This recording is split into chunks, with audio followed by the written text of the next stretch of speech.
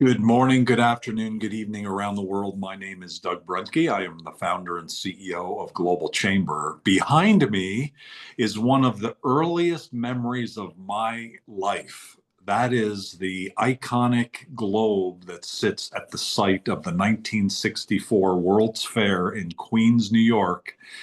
And I went to that as a very, very young boy. And I remember that globe, and I remember my Uncle Bill's 1963 Stingray Corvette that I went in, and I got to sit in the passenger seat. I hopefully with a seat belt, but maybe not. Uh, Probably not in those days. Probably not. But it was an amazing vehicle. It was an amazing experience. And lo and behold, decades forward, somehow through my own career with DuPont, I became global and certainly very interested in global, and then ultimately formed the Global Chamber. Along the way, and it was early in the life of the Global Chamber, I met Doug Wendt. And when I say I met him online, probably by introduction from Mijong Hibbets. At that time, he was living in Baltimore, Washington. And I remember interacting with him. He wanted to move northward to New York and have an office in Philadelphia. And it seemed like he was trying to find his place in terms of his next thing. At least that was the perception that I had. But it was clear he was very talented in sales and marketing and bringing that all together. Very passionate, very dedicated, very innovative. And over the years, what's happened the last several years, he's settled into Queens, New York, and in New York in general. And not only settled in, when I say that, for Doug Wentz, at least again, my perception is he's so all in.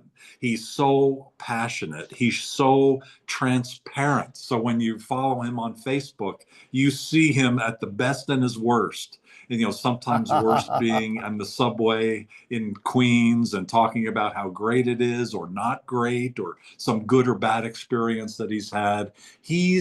Doug Wendt is real. He's right there. And that's so important when you're dealing with someone in business is there's nothing hidden. He's like who he is. And so that's the experience that I've had with him. And so that fast forwarded to today over the last several years as he's really hit his stride on becoming a world expert on HubSpot and really becoming very successful with it. He's taken his knowledge, his experience, his expertise, his innovation and creativity and passion and thrown it at HubSpot, thrown it at his clients, and become very successful. He last spoke at Global Chamber at a Globinar, I think it was this one, the Sales Monthly, 2 months ago, and it was fantastic. He talked about issues that raised questions in my own mind about life, but certainly around sales and marketing and growth and things that we should all be thinking about. He's good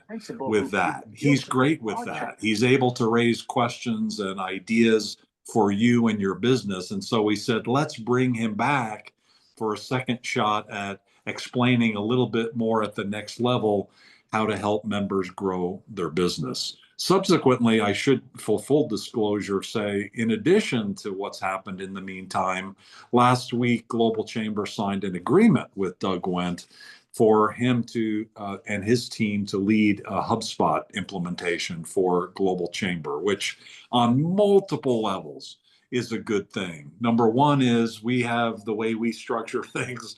It's a holy mess around data. And so it's all gonna bring that together. Number two is we've never really marketed ever. We've responded to things largely. And so we finally will now have a platform to which we'll be able to actually do some marketing and selling of Global Chamber. And then third, working with Doug Wendt has already been an amazing pleasure. And undoubtedly going forward, it's going to be even better. So without further ado, and sorry for the long introduction, I'd like to introduce our speaker today, Doug Wendt from New York. Are you in Vestal? Are you in Queens? I'm in Vestal today. I'll be in Queens tomorrow. Okay. And Vestal happens to be, I'm from Westchester County, where I was born, but my parents were Brooklyn, Queens, Long Island. So that was the Queens connection. And Vestal, New York is on the southern side of the Susquehanna River along the southern tier between Pennsylvania and New York, a little bit east of Williamsport, where the Little League World Series is, and near Corning, New York, and pretty much not near anything else, kind of near Woodstock, kind of where Woodstock was. I'm just trying to follow in your footsteps, Doug. It's kind of in the middle of nowhere. However, Doug is in the middle of somewhere, and so he's going to enlighten us today on sales. Thank you for taking the time. Thank you for being a longtime member, collaborator, and now friend. You are amazing. What would you like to talk about today? Well, first of all, I just want to thank you, Doug, and I want to thank all of you for joining today's conversation. And I do want to make this a conversation. So, Doug, it has been an absolute pleasure, and I'm really excited about where we're taking the Global Chamber and what small part we can play in that growth. And to your point, we've been a Global Chamber from partner for many years and member, and now we're looking to take our Global Chamber to the next level. And one of the ways that we're going to do that is with today's topic, which is AI for sales and business development. So let me just say thank you again and welcome everyone. I'm going to organize our discussion into sort of two parts. The first part, I'm going to walk through an overview of where AI is today, where it's going, where it fits in the business development and sales continuum. We'll talk about it from both a business perspective and a global perspective. And then I'll open up to a more of a conversational dynamic. So instead of doing the introductions at the beginning, I'm going to have you keep your powder dry. And after I go through sort of the overview and establishing, the scope of the conversation and some initial insights, I'm then going to pause and ask everyone to introduce themselves. And we're going to have more of an interactive discussion. In fact, I even encourage folks, if you have a specific example, scenario, sales cycle you want to discuss, we can do that with our time together. So let me just first say, what is AI doing in the world of sales and business development? And by the way, to Doug's point, one of the reasons that I'm in Vestal, New York, which is the home of Binghamton University, part of the state university system of New York, is because Binghamton University is actually, along with Stony Brook University on Long Island, the state's two top research institutions in the SUNY system. And Binghamton University here has a strategic AI initiative in their School of Engineering. They received a multi-million-dollar federal grant last year, and we are partnering with some of the students and interns from that program to develop a center for AI in CRM. So actually, we're calling this operation here, which we just established at the beginning of this year, our Center for Enterprise CRM Innovation, our Enterprise CRM Innovation Center, or ECIC. And our focus is on AI. So, okay, so what is CRM? What does that have to do with AI? How does this fit together? So let's start with a foundation. And the foundation is to emphasize one thing right at the top. And that is, we don't need any technology or any AI in order to have a successful sales cycle. What we need is good, relatable communication skills, listening skills, a product or service that we can articulate, a value proposition, right? One of the fundamental foundational points of the Global Chamber is that all great business relationships build off of things like warm introductions, meetings like this, collaboration and community and connectedness.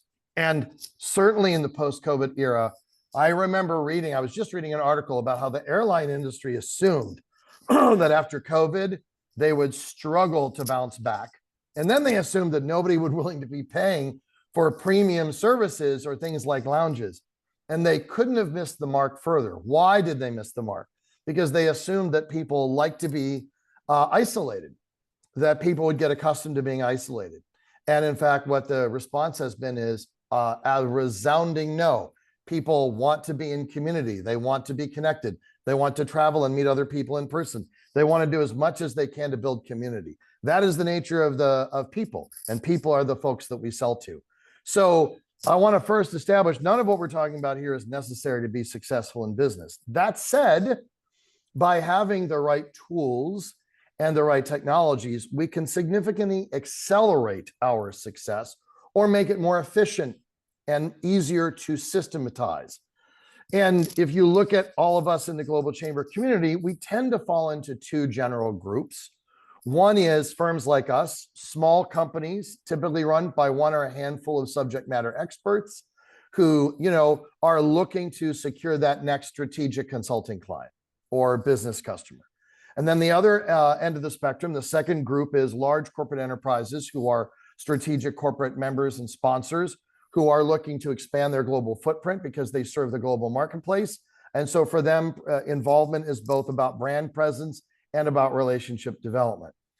What's interesting is whether you're a one-person consultancy or a 10,000 employee global enterprise, the things that allow you to create scalable and repeatable business development are actually the same.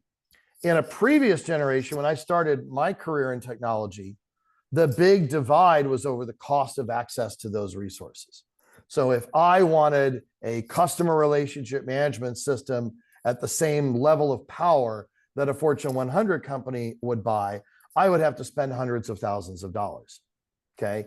And that was in yesterday's money. So today that'd be $1 million, right? That is no longer the case. Yes, the costs of doing things certainly go up over time. Nothing is static. But the reality is, for example, in Doug's case at the Global Chamber, the tools that we're setting up for the Global Chamber's marketing and sales efforts, while certainly, not inexpensive, are nowhere near as expensive as they used to be for similar capabilities. Now it is possible for literally any of us to access technology that can scale our company. And so we and Wendt Partners, we have centered on a platform called Hubspot. We're going to talk a little bit about it, but by no means is this going to be a HubSpot-centric discussion per se. But the reason that's important is the first thing to do when it comes to technology in the sales process is actually to have a process and then to select a technology to support that process.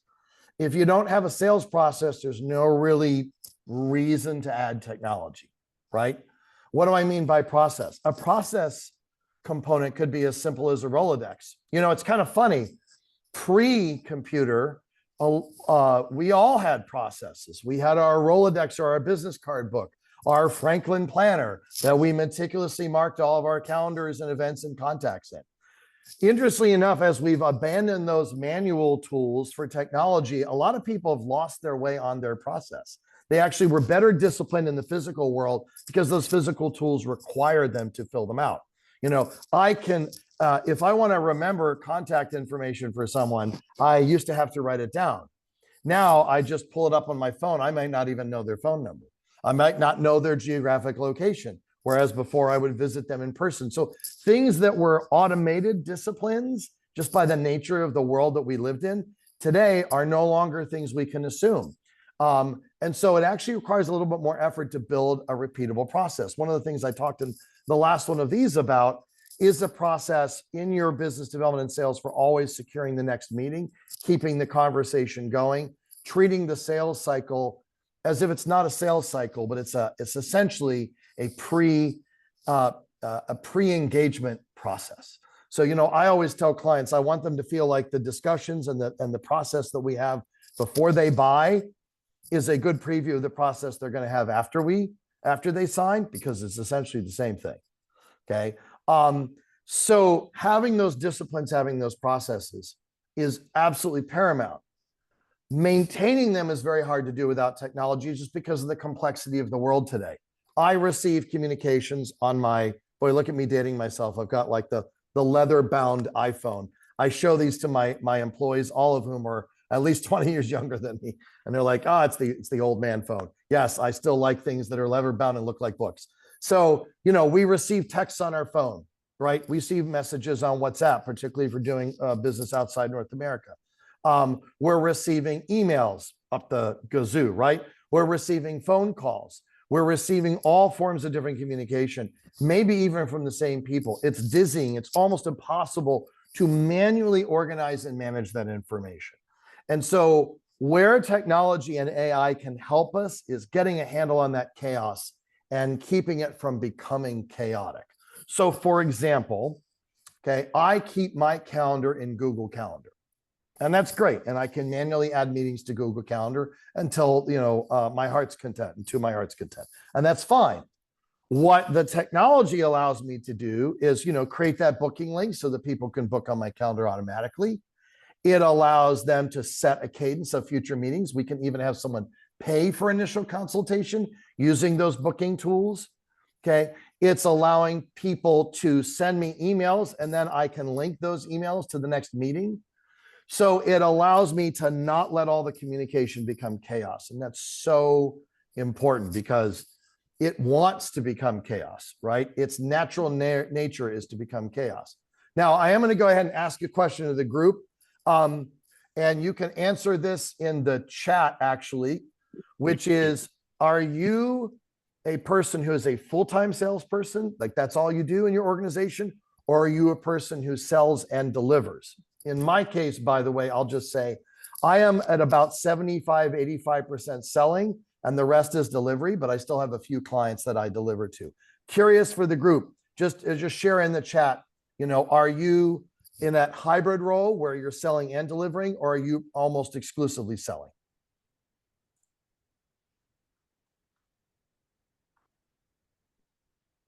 Excellent. Keep going. I'm just going through it now. Yep. Sell and deliver, 50-50, both.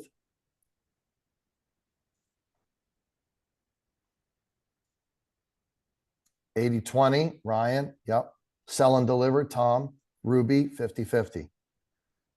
Yep. I'll wait for a few more and then I want to comment because are you seeing a theme here? Right. The theme is overwhelmingly, at least for those who've shared so far, we are selling and delivering. Awesome. Nice call, Chris, on the LinkedIn piece. Always a step ahead, brother. Love it.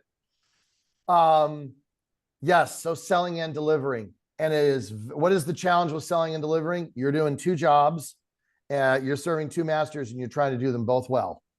Very, very hard. Okay. Again, technology becomes a critical piece of this equation. So when I say technology, what am I referring to? So I'm going to divide this into two categories: foundational tools and then AI resources. Okay. So a foundational tool to me is, I'm sorry. Did someone have something to add? Go ahead. Okay. So a foundational tool to me is what we would call a CRM, or a customer relationship management system. So, and I'm just going to share a screen from an example CRM here, which happens to be my account, my software. So let me just show you what I mean. And then we'll go from there and we'll start talking about the tools, the AI tools that can go beyond that, because they come in really two flavors. So let me go, where is it? Oh, for crying out loud. Let me see. I guess I'm not going to be able to share the screen right now because I can't get my computer to authorize the permissions. So a foundational tool, a CRM, what I was going to pull up is a screen that shows a contact record, right? And in a CRM system, if you have a piece of technology like Hubspot, it's going to capture the emails, the texts, the call recordings, the messages, the documents, all of the communications with Doug between me and someone else in one place so I don't have to manually organize all of that. That is the foundational piece. The foundational piece is to have a piece of software that organizes all this information in one place. The second side of it, where we build on top of that, is the AI resources. Okay. There are a number of different examples of AI resources. In the case of a product like HubSpot, those AI resources actually start with what HubSpot actually makes available inside the platform. And I am going to try one more time. I'm sorry about the screen sharing piece here. Let me just take a moment and figure out, if I can, why I'm having trouble with sharing a screen. Let's see if I can go ahead and do one. Okay. It's because Zoom now has new permission requirements. Okay, there we go. And I'll have to do that later. Okay, well, that's fun. So as I was mentioning when I first came on the meeting, my Zoom decided to update. So thanks for your patience with me on a few of the technical pieces here. So a product like HubSpot, which is a contact management, for some of you who've been around a while, I remember tools like Act, Goldmine. Okay, this probably rings a bell. Those tools now have been replaced by web applications. HubSpot is a web-based application. And in addition, those web applications also have a mobile app, right? So now I'm able to do work on the go using my phone, my iPad, a tablet, laptop, etc. Since it's based in the web, I can reach it anywhere, anytime, any place. Since it's based in the web, I can also connect it to other tools. So for example, HubSpot has a connector to LinkedIn. So if I'm engaging in a conversation, for example, with Chris on LinkedIn, I can sync that communication and that conversation into HubSpot automatically. Okay. So that's what a foundational tool like HubSpot allows. What we've started to explore is where AI then goes beyond that. And like I said, that comes in two flavors. The first flavor is what your foundational tool vendor is offering. So a year ago, nobody was talking about AI. HubSpot didn't have a thing called AI. Now, a year later, we have an entire suite of tools built into that platform that are called Breeze. Breeze is HubSpot's brand for AI tools. So one of the tools, just to start putting some meat on the bones here, right? What are two real challenges for sales and marketing in a small company? Okay, and this is where I'm going to make the argument that AI can actually help small firms get ahead of much bigger companies at doing the same thing. For example, marketing, right? We want to put out marketing content. I mean, the Chamber has been doing a great job putting out marketing content, producing events, all of these things, but this stuff takes time. So if I decide, hey, so let's pick a current topic. Tariffs are a big issue. No surprise there. So what if I want to build a content library? I want to do a series of blogs, maybe an ebook, an infographic, a landing page, some downloadable, build a content plan and program around tariff strategy for global companies. Okay. In the pre-AI world, I had to build all that from scratch. And then I used these tools to then make it easier for me to publish it, right? And make it look good, put it in the right channels. Now, HubSpot's Breeze, our AI toolkit, has a function that is called Content Agent, where you tell the agent, here is my brand strategy, my positioning, look at my website, collect these additional resources, and then go out and build drafts of this content, build a 5-article series of draft content on these different themes of approximately this length, provide me with all the references so I can make sure that no facts are wrong, because we know that AI, can be wrong, okay? And then prep and bring that back to me. That is something that now is possible in the HubSpot platform. It's AI, but it's embedded in your toolkit, okay? So the first place to look for AI capability to help with your sales efforts is what's being made available by the company that's providing your tools, right? And every software company is doing something like this. I happen to think we're doing some amazing things that are pretty next generation with HubSpot, but pick your tools, Zoho, Constant Contact, MailChimp, what have you, right? Whatever tool you have, if you're already focused on that platform, start looking at the AI capabilities it provides or is providing. A lot of that is in beta. So in HubSpot land, a customer can opt into betas and start using tools even while they're putting the finishing touches on them, okay? So that content agent will allow a small company to save hundreds of hours of time building out robust content. Why do I suggest that helps small firms when compared to large firms? So let me ask a question here. Let me throw it out to the group, particularly if some of you are with large companies, and also to give myself a chance to hydrate. I'd like to know what would be the difference in your minds. Feel free to just hop off the mute and share. We don't have to do it too formally here. Between the steps involved in writing and publishing a blog article, let's say in a small firm versus a large company, the steps involved from writing the article or planning the article to publishing? What would be the difference between a large company and a small company in terms of those steps? Who wants to hop in and make that comparison?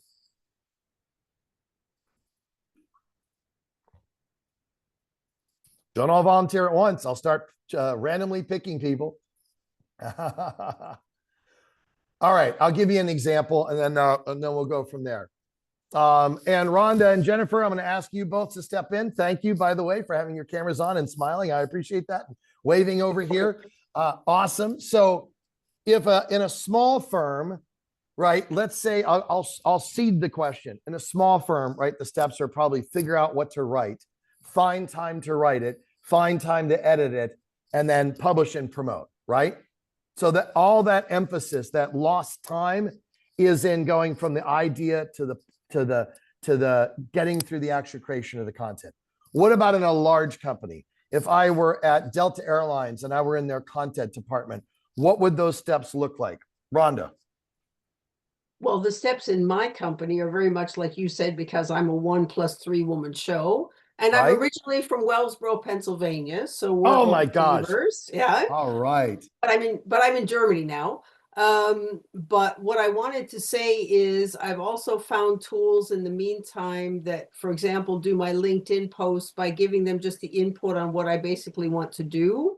Mm-hmm. And it helps me write all those things and also lets me then edit those to make sure that they're the way they should be. And then also helps me with the scheduling. So for me, that's a wonderful tool that I found to help at least with the LinkedIn part, which is our major platform. And absolutely, the nice thing is I can put in input that I want it to start with, or it can make suggestions. So I have both options. So in those days when I have nothing in my brain, it gives me something to start with, which is also great.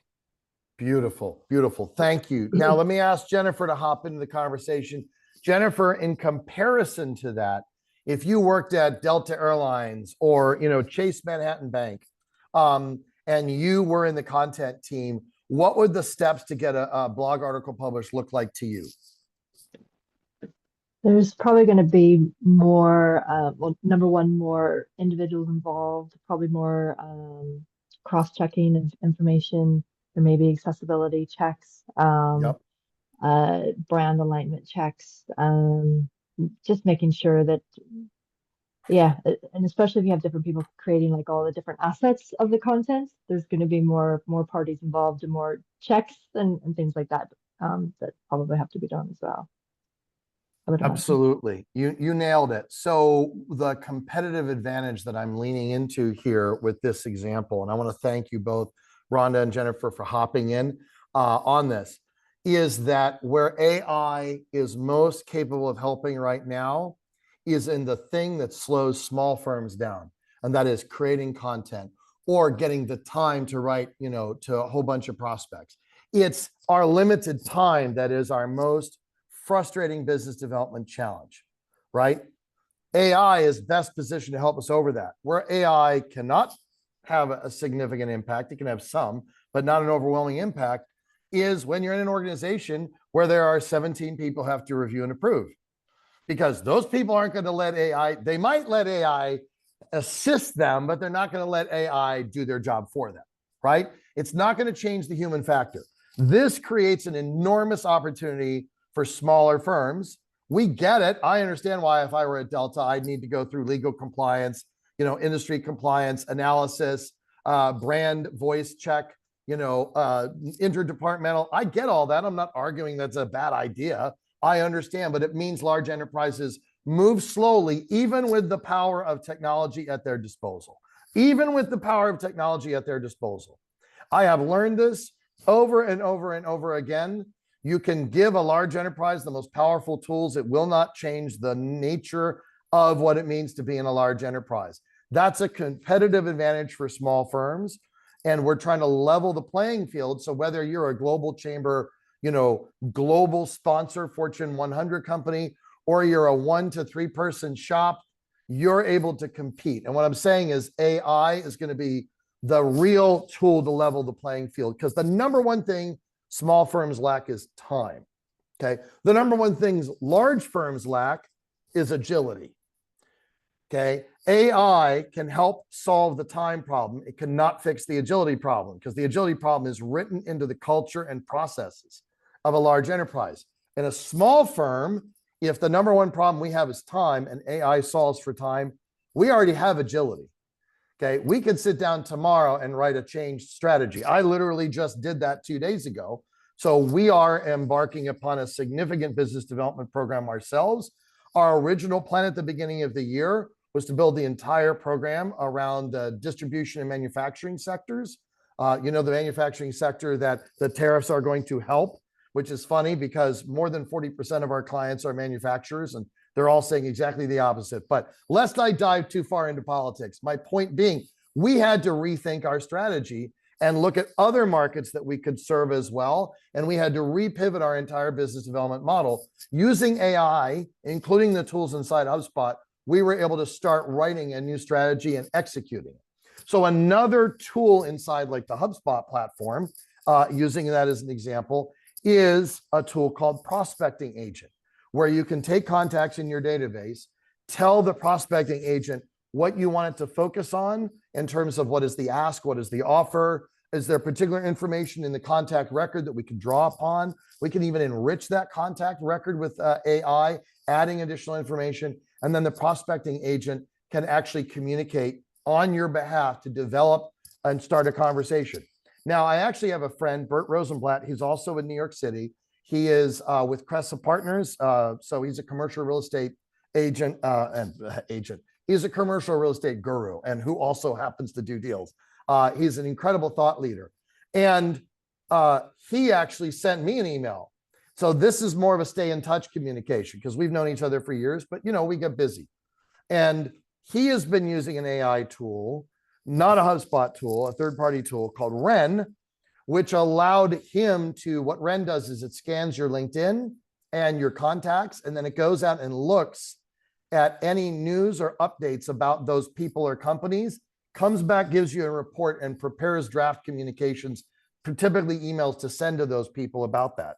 So we had an announcement 3 weeks ago about maybe it was 4 now, about the launch of our Enterprise CRM Innovation Center here in Binghamton. I literally got an email from him the next day. Congratulations, Doug. I know it's been a while since we chatted. Just wanted to say congratulations. Here are some thoughts that I had about this. Sounds great. When do we want to get together next? As a result of that outreach by him to me, right? And I'm supposed to be the business development guru. So kind of ironic. And he writes to me with that email, which of course got through all the noise, right? And then literally a week and a half later, we were having lunch. And now we're talking about some projects together. That was only possible because he used AI. Why? Because otherwise he wouldn't have the time. Who has the time to go research? I mean, I have a friend who's now retired. He was a commercial real estate agent for many years. And he literally had an army of 5 interns researching all the newspapers, now we're going back, and doing clippings and sending those in the mail. Literally the same thing. He needed an army of 5 interns. Okay. Now you can have an AI tool do that in the background. I'm experimenting with a tool right now. I'm experimenting with a group of them. We're actually working in strategic partnership with a number of AI products. One of them is called Customer IQ. I'm using Customer IQ to actually write the follow-up emails to my sales calls. So I've actually had 4 sales calls today. I typically have them back to back. And then I have client meetings. I don't have time to sit down and write a detailed follow-up because I sell software solutions. These are pretty technical discussions. Customer IQ is a tuning AI to the technical world that I live in.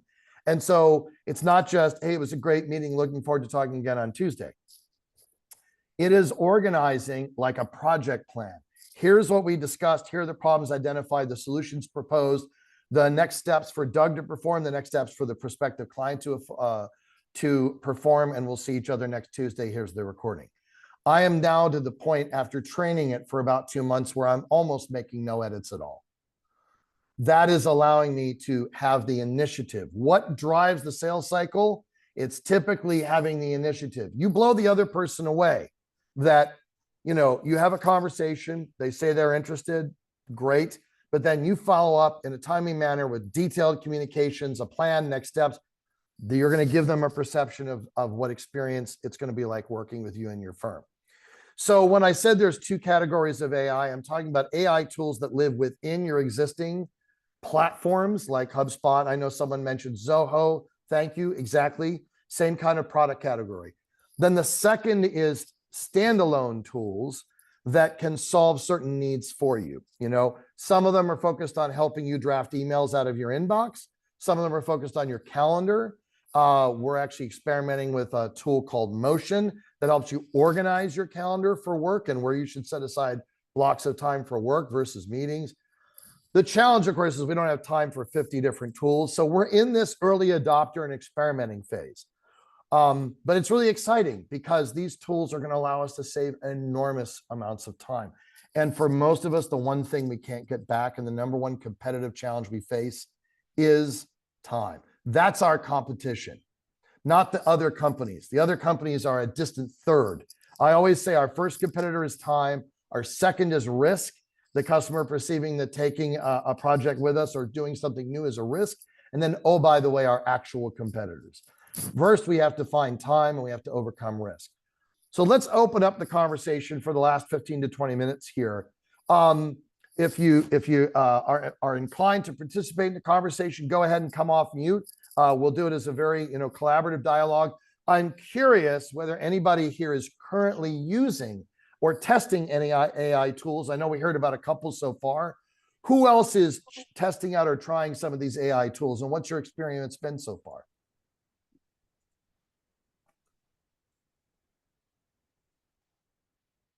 And that could be for sales, it could be for service, or it could be for, for marketing, anything like that.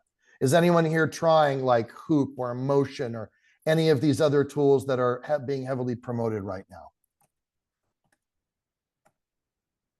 Hey, Doug, it's Francis. Hey, Francis. Great presentation. A lot of good info. Tells me how far I'm behind, actually. I'm a partner at a C-level advisor consulting firm. We've got about 30 partners.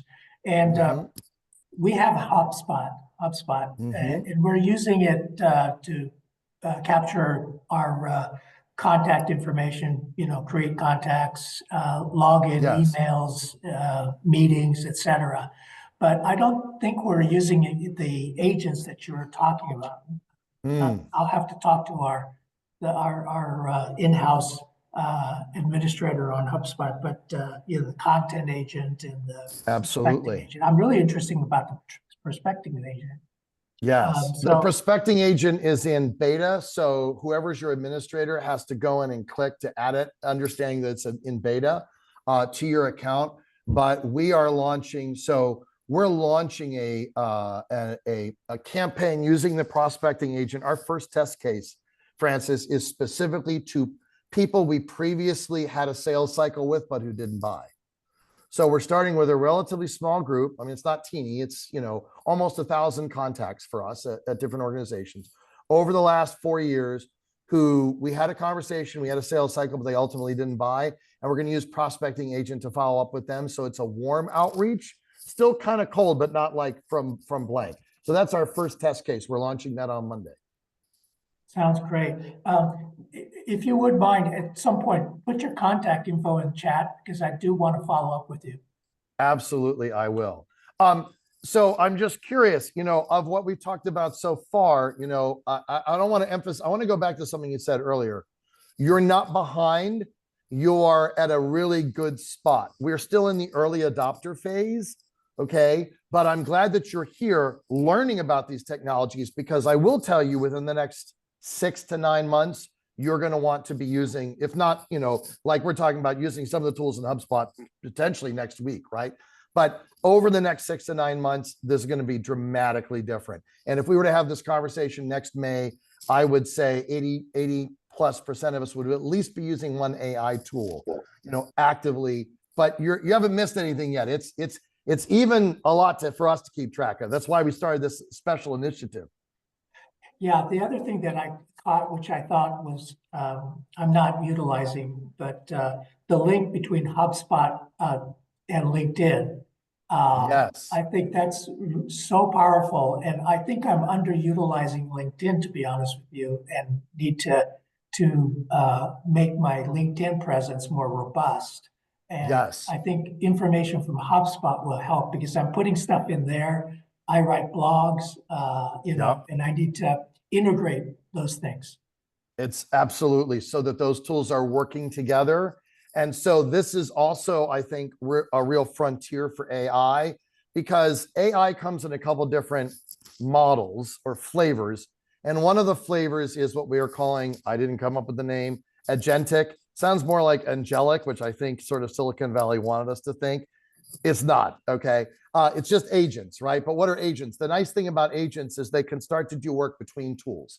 So HubSpot is starting to experiment with this. They just released, again in beta, so it's bleeding edge, the ability to actually create a workflow in your HubSpot account that goes out to OpenAI, asks a question, looks at other tools that are connected to HubSpot, and then comes back and answers it.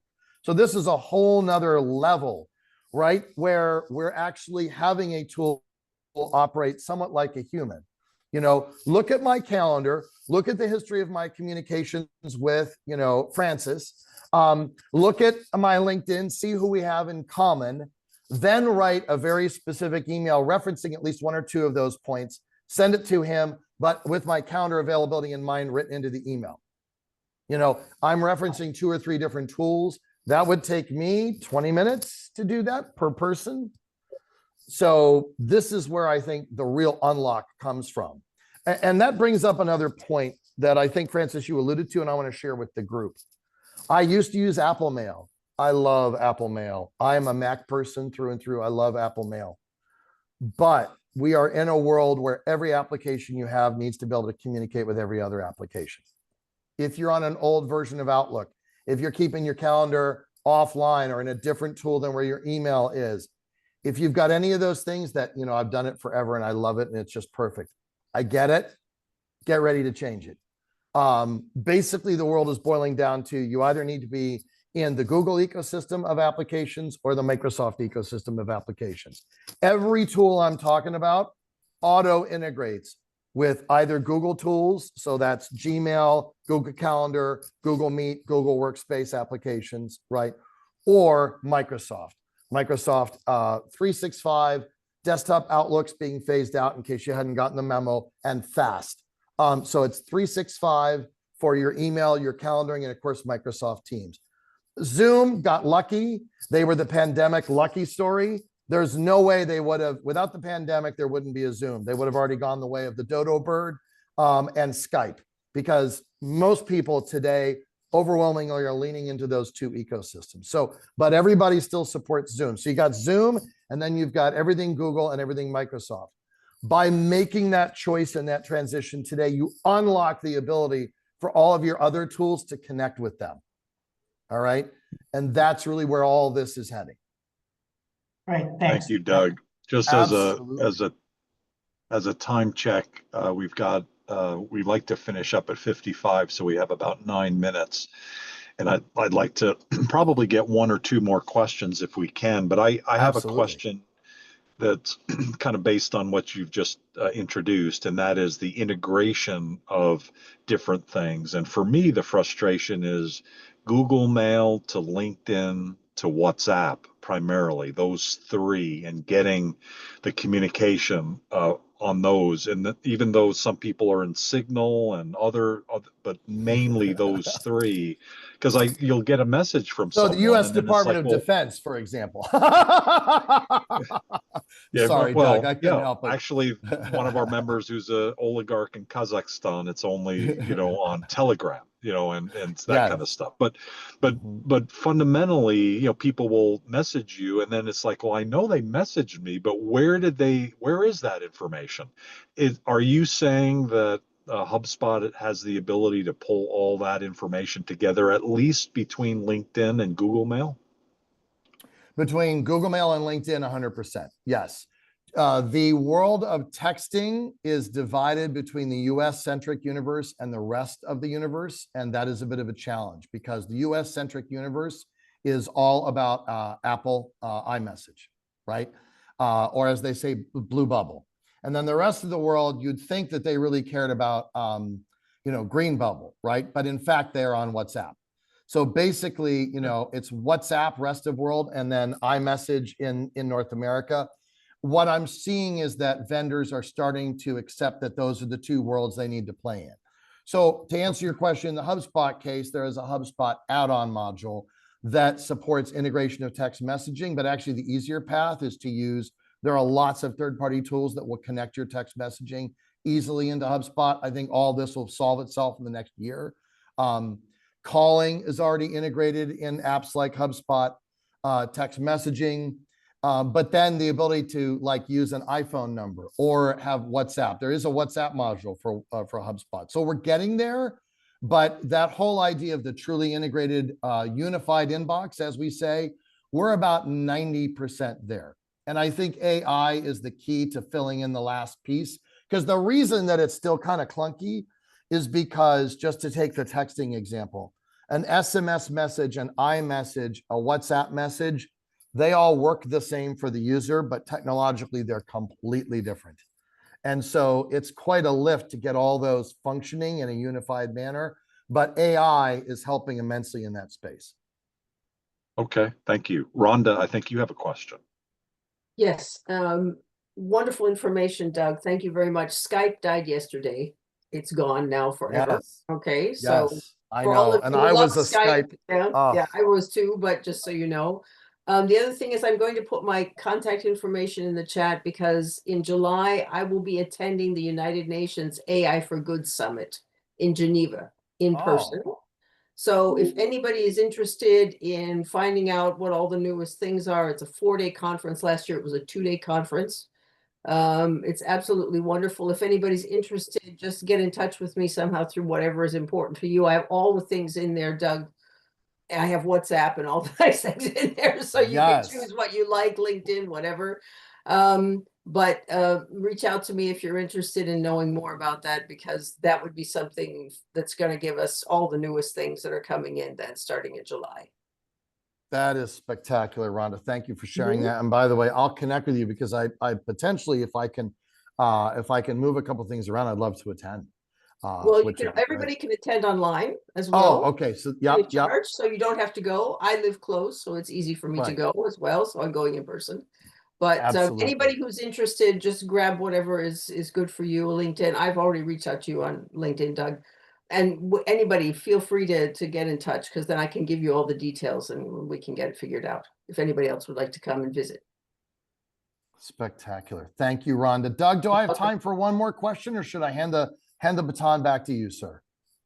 I would just like to make a comment and ask Sayali Mokate, is HubSpot an application that you guys do IT work with? Yes, Doug. We do work with major CRM systems like HubSpot, Zoho. Okay. We also work with a couple of others, as well as integrate them with ERP like Odoo.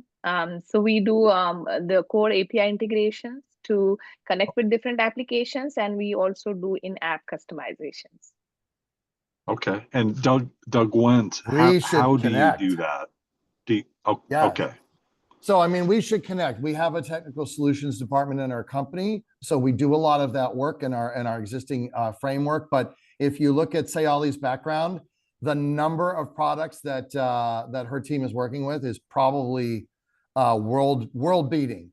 And it's always great to have another partner in the ecosystem, particularly since we're both involved in the Global Chamber. So a lot of opportunity for us. So thanks for the call out, Doug. Brilliant. Yeah, we have. Thank you, Sayali, for sharing. So that pretty much brings us close to the end. Other than last comments, maybe from Doug Wendt, what comments in conclusion? What would you like to leave us with? Absolutely. I think there are two sort of closing thoughts that I want to share. My first is, if you don't have a toolkit for your sales and marketing efforts, if you're not using, let's say, a CRM tool or any kind of a marketing tool, these products have a very reasonable entry-level additions. It's really, I think this is the time to start choosing and learning a tool. And by the way, you know, I know it's a priority for the membership. We're actually doing a web event on CRM tools for small firms and technology startups, specifically in cooperation with the folks here at Binghamton University later this month. And I'm happy to do one for the Global Chamber. So my first point here is, if you're not using a business development platform for sales and marketing, start doing it. Second of all, in terms of AI, start by choosing one tool. Okay, just choose a tool that you see that seems of interest and to try to solve one problem. And I'll give you an example of where I learned this the hard way. With Customer IQ, our original problem to solve was sales meeting follow-ups. Then I turned on a second function with another product, which was to draft email replies to all of my emails. And I got buried in those replies, and it actually reduced my effectiveness because I wanted to focus first and foremost on those sales call follow-ups. So I learned very quickly that take it one step at a time. Don't try to do 5 things. Do one thing. What is the number one thing that's driving you crazy right now? Maybe it's content. Maybe it's sales follows. Maybe it's LinkedIn automation. Maybe it's prospecting. Choose one business problem that's driving you nuts that you know intimately. Select a tool that's either from your platform vendor, like the HubSpots and Zohos, or that's a third-party tool that you're seeing out there, and try it out, but focus on just solving that problem and get used to it, and then expand from there. Fantastic. Great advice. Great information again. Thank you for sharing. Looking forward to implementing HubSpot with Global Chamber over the coming weeks. And I think you'll, as members, be able to see some differences in how we engage with members. And as we continue to grow, hopefully that continues to add value for you as members. Hopefully you found this interesting and exciting, and definitely connect up with Doug Wendt and Wendt Partners to learn more going forward. Doug, you're amazing. Thank you for sharing. Thank you, my friend. I appreciate everyone's taking time out today. I know an hour is a lot to ask, and everybody hung in there and added a lot of value. So thank you, everybody. Look forward to our continued partnership together here in the Global Chamber community. Tomorrow, we've in the last few months, we've gone kind of back to back, day to day on sales and marketing. You know, they're obviously related topics. And tomorrow we'll be talking with Meg Seitz again on marketing around the same time, same station. I know we have a lot of other things going on. I won't bore you with that, but there are always some interesting things, and definitely stay engaged with global trade, because there's a lot going on. There's 18 trade deals being negotiated right now between the U.S. and other countries. They're burning the midnight oil, and the 19th was announced this week. China and conversations will happen in Switzerland starting this weekend, as I understand it. And there's a whole nother world out there. It's not U.S. centric. It's an amazing amount of activity going around in the world. These kinds of tools and how you approach them with sales and marketing and operations and your cross-cultural interests are going to be key to your success next steps. So stay engaged and reach out for any help you need, including connections that you might require. Thanks, everybody. Have a great rest of your day. Take care. Thanks, everybody. Thanks, Doug. You're amazing.